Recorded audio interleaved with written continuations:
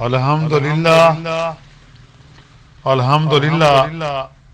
وکفی وسلام علی عبادہ الذین اصطفی اما بعد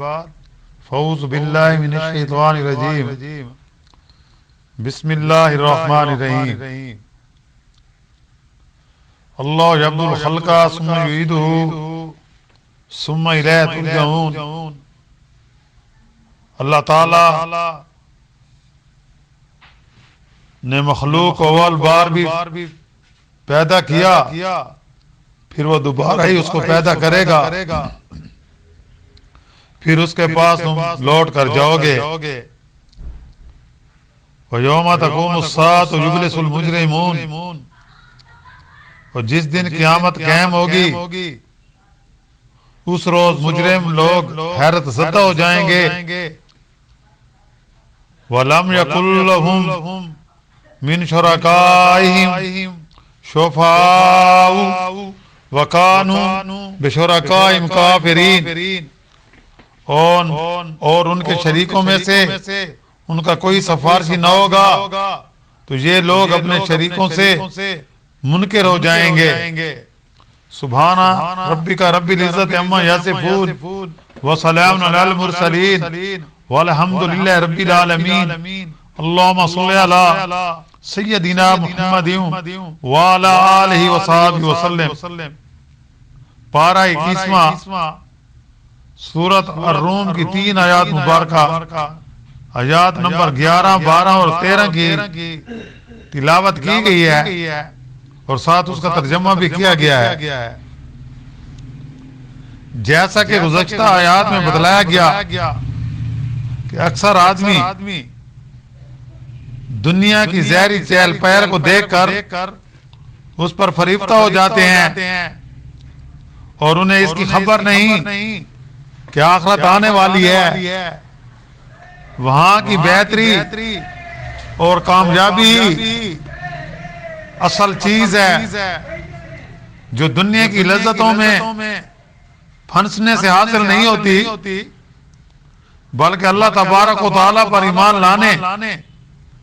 اور اس کے رسول اور کتاب یعنی قرآن کریم کے بتائے ہوئے راستے پر چلنے سے حاصل ہوتی ہے، اور اس کے برخلاف یعنی اللہ اور اس کے رسول کی نافرمانی اور اللہ کی باتوں کو جھٹلانا اور ان کی ہنسی اڑانا دنیا میں بھی تباہی اور بربادی لاتا ہے اور آخرت میں بھی اس کا انجام سزائے جہنم ہے۔ اب اس سلسلہ میں وقوع آخرت اور وہاں کی جزا و سزا کا بیان ان آیات میں بتلایا گیا ہے کہ منکرین آخرت، یہ جو منکرین ہیں آخرت کا انکار اس لیے کرتے ہیں کہ مر جانے اور فنا ہو جانے کے بعد یہ جسم پھر دوبارہ کیسے بنے گا۔ بقول ان کے جب سارے اعضاء مٹی ہو جائیں گے، مٹی میں مل کر مٹی بن جائیں گے، تو ان اجسام کا اپنی شکل میں دوبارہ زندہ ہو کر اٹھنا کیسے ممکن ہے؟ تو اس کا جواب منکرین کو دیا گیا کہ اللہ ہی خلق کی ابتدا کرتا ہے، وہی اس کا ادا کرے گا، یعنی اللہ یبدأ الخلق ثم یعیدہ۔ اور یہ ارشاد اگرچہ دعوے کے انداز میں مگر اس میں خود دلیل دعویٰ بھی موجود ہے، اور وہ اس طرح کہ یہ تو کفار مشرکین بھی مانتے ہیں کہ خلق کی ابتدا ایک امر واقعہ ہے اور یہ اللہ تعالیٰ ہی کا فعل ہے۔ انسان آنکھوں کے سامنے پیدا ہوتے چلتے جا رہے ہیں اور ان کے جسم پہلے سے تو بنے ہوئے نہ تھے، پھر یہ کیسے بن گئے؟ اس بات کے مان لینے میں کیا دشواری ہے کہ جیسے پہلے وجود نہیں تھا پھر وہ موجود ہو گئے، پہلے بالکل نہ تھے پھر بن گئے، ایسے ہی پیدا ہو کر مٹ جانے کے بعد دوبارہ بن جائیں گے۔ جب اللہ ہی ہر انسان کو پہلے اور ابتدا میں بناتا ہے تو وہی مرنے اور فنا ہونے کے بعد بھی بنا دے گا. تو یہ خیال کرنا سراسر معقول بات ہے کہ وہی اللہ جس نے خلق کی ابتدا کی کیا اس کا اعادہ نہیں کر سکتا؟ اس کو مانو اور یقین کرو کہ جب تم سب اللہ کی قدرت سے دوبارہ پیدا ہوں گے، قیامت قائم ہوگی، اس روز مجرم یعنی کفار مشرکین اللہ کے سرکش اور نافرمان بندے سخت مایوسی کا شکار ہوں گے، اور بعض پرسی کے وقت ایسے حیران ہوں گے کہ کوئی معقول بات ان سے نہ بن پڑے گی. بعض مفسرین نے لکھا ہے یہاں آیات میں جو یبلس المجرمون فرمایا یعنی مجرم اس روز حیرت زدہ اور ہکا بکا رہ جائیں گے. یہاں مجرمین سے وہ سب لوگ مراد ہیں جنہوں نے اللہ سے بغاوت کی ہے، اس کے رسولوں کی ہدایت اور تعلیم کو قبول کرنے سے انکار کر دیا، آخرت کی جواب دہی کے منکر یا اس سے بے فکر ہو گئے.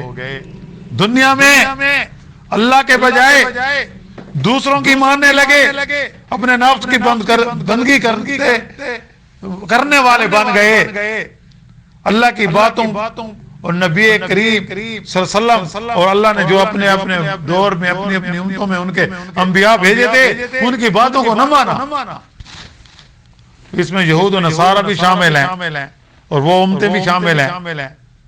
جو آپ صلی اللہ علیہ وسلم سے اور حضرت موسیٰ علیہ السلام سے پہلے بھی گزری ہیں، اور اس کے بعد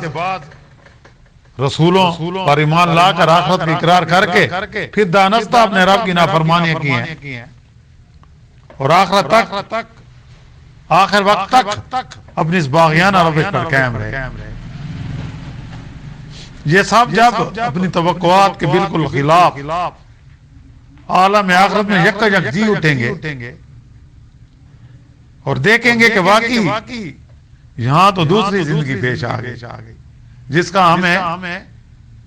خیال بھی نہیں تھا، جس کو ہم دنیا کی زندگی میں جھٹلاتے تھے، جس کا انکار کر کے یا جسے نظر انداز کر کے ہم دنیا میں کام کرتے رہے تھے. ہم نے انبیاء کی بات نہیں مانی، ہم آخرت پر یقین نہیں لائے، تو وہ یہ دیکھ کر حواس باختہ ہو جائیں گے اور وہ کیفیت ان پر طاری ہوگی جس کا نقشہ یبلس المجرمین میں پیش کیا گیا. ابلاس کے معنی سخت مایوسی اور صدمہ کی بنا پر کسی شخص کا گمسم ہو جانا. شیطان کو ابلیس اس لیے کہتے ہیں، اس کا لقب ابلیس ہے نا کہ وہ اللہ کی رحمت سے بالکل مایوس ہو گیا، بالکل اس لیے وہ ابلیس بن گیا. تو یہاں یبلس المجرمین کے ساتھ بھی گویا ایسا معاملہ آ گیا کہ وہ سخت مایوسی اور صدمہ کی بنا پر گمسم ہو جائیں گے. امید کے سارے راستے بند ہو جائیں گے، حیران اور پریشان ہو جائیں گے، کوئی حجت نہ پا کر دم بخود رہ جائیں گے. اللہ تعالیٰ قیامت میں مجرم بننے سے ہم سب کو اپنی رحمت سے محفوظ فرمائیں. آگے بتلایا گیا کہ دنیا میں جو آج مشرکین نے اللہ کے شریک بنا رکھے ہیں، جب یہ وقت پر قیامت میں کام نہیں آئیں گے تو منکر ہو کر کہنے لگیں گے خدا کی جو منکر ہوں گے نا وہ کہیں گے کہ اللہ کی قسم ہم مشرک نہیں تھے. تو مفسرین نے لکھا ہے کہ ایک ملائکہ انبیاء صالحین جن کو مختلف زمانوں میں مشرکین نے خدائی صفات اور اختیارات کا حامل قرار دیا، ان کی بندگی کی، وہ قیامت کے دن صاف کہہ دیں گے کہ یا اللہ ہمارا ان کے ساتھ کوئی واسطہ نہیں، ہمارا ان کے ساتھ کوئی واسطہ نہیں۔ دوسری قسم ان بے شعور بے جان چیزوں کی ہے، جیسے چاند، سورج، ستارے، درخت، پتھر، اور اپنے ہاتھ سے جو مورتیاں بنانا اور پھر ان کی پرستش کرنا، تو وہ بھی قیامت کے دن جب اس دنیا میں وہ جواب نہیں دے سکتے تو وہاں کیا کام آئیں گے۔ تو مشرکین کی امداد کے لیے آگے بڑھنے والا کوئی نہیں ہوگا۔ اور تیسری قسم ان مجرمین کی ہے جنہوں نے خود کوشش کر کے مکر و فریب سے کام لے کر جھوٹ کے جال پھیلا دیے، طاقت کو استعمال کر کے دنیا میں اللہ کے بندوں سے اپنی بندگی کرائی، جیسے شیاطین، جھوٹے مذہبی پیشوا، ظالم اور جابر حکمران، تو یہ قیامت میں خود گرفتار بلا ہوں گے۔ اور اپنے ماننے والوں کے لیے سفارش کرنے کو آگے بڑھنا تو درکنار ان کی الٹی کوشش یہ ہوگی کہ یہ لوگ خود اپنے اعمال کے ذمہ دار ہیں،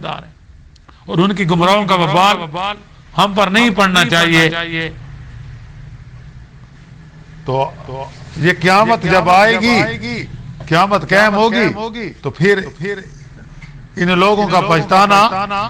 ان کے کچھ کام نہیں آئے گا۔ اللہ تعالیٰ سے دعا ہے کہ اللہ تعالیٰ ہمیں شرک اور کفر سے محفوظ رکھے، اور بقیہ زندگی جو ہے ہم کو اللہ توفیق دے کہ ہم ایمان کے ساتھ عمل صالح کرتے ہوئے اس دنیا سے رخصت ہوں۔ وآخر دعوانا ان الحمدللہ رب العالمین۔